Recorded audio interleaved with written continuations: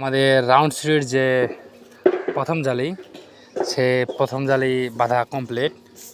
আপনারা দেখতে পাচ্ছেন আমাদের প্রথম জালিটা।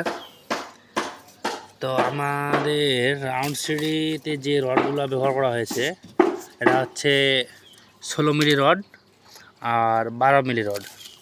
তো আপনারা দেখতে পাচ্ছেন প্রথম জালি আমাদের শেষ। দ্বিতীয় জালির জন্য চেয়ার বানাচ্ছি, চেয়ার উপরে একটা করে রড দিছি।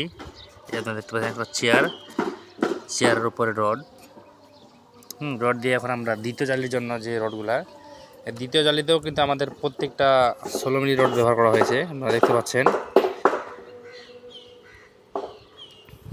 প্রতিটা গ্যাপ কিন্তু সুন্দর করে দেওয়া আছে।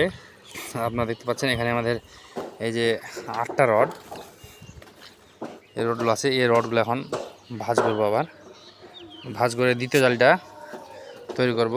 তো দেখতে থাকেন।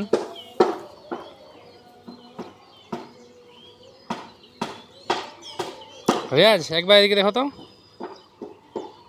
কেউ কিন্তু নাই। ছাদ বাঁধা অবশ্যই কমপ্লিট।